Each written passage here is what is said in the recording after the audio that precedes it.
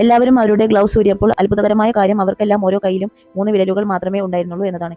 അതിനുശേഷം അവർ അവരുടെ ഷൂസ് ഊരിയപ്പോൾ അവരുടെ കാലിൽ ഒരൊറ്റ വിരൽ പോലും ഉണ്ടായിരുന്നില്ല. അവർ അവരുടെ തലയിലെ മുടി മാറ്റിയപ്പോൾ അത് പൂർണ്ണമായും കഷണ്ടിയായിരുന്നു. സ്റ്റേജിൽ നിന്നിരുന്ന ആ വലിയ ദുർമന്ത്രവാദിനിയും തന്റെ വേഷം മാറ്റി. ആകെയുള്ള വ്യത്യാസം അവൾക്ക് കാലിൽ ഒരു വിരൽ ഉണ്ടായിരുന്നു എന്നതാണ്. അതുകൊണ്ടാണ് അവൾ ആ ഗ്രൂപ്പിന്റെ മുഴുവൻ നേതാവായത്. സത്യത്തിൽ ഇവരെല്ലാം കുട്ടികളെ വെറുക്കുന്ന ദുർമന്ത്രവാദിനികളായിരുന്നു.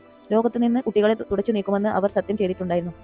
താഴെ ഇരുന്ന ഒരു ദുർമന്ത്രവാദിനി ഇതിനെക്കുറിച്ച് ചോദ്യം ചെയ്തപ്പോൾ ആ ദുർമന്ത്രവാദിനി തന്റെ മാന്ത്രിക കണ്ണുകൾ കൊണ്ട് ചോദ്യം ചോദിച്ചവളെ പരിച്ചു കളഞ്ഞു.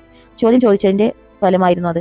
താഴെ ഒളിച്ചിരുന്ന ഒരു ചെറിയ കുട്ടി ഇതെല്ലാം കാണുന്നുണ്ടായിരുന്നു. പിന്നീട് ആ ദുർമന്ത്രവാദിനി പർപ്പിൾ നിറമുള്ള ഒരു മരുന്നുകുപ്പി പുറത്തെടുത്ത് അതിന്റെ സഹായത്തോടെ എല്ലാ കുട്ടികളെയും എലികളാക്കി മാറ്റാൻ കഴിയുമെന്ന് എല്ലാവരോടും പറഞ്ഞു. ഹാൾ മുഴുവൻ അപ്പോൾ കയ്യടിയായി.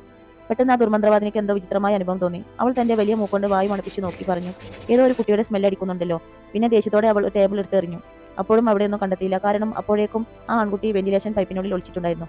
അടുത്തതായി എന്താണ് സംഭവിച്ചതെന്ന് അറിയാൻ വീഡിയോ ലൈക്ക് ചെയ്യൂ.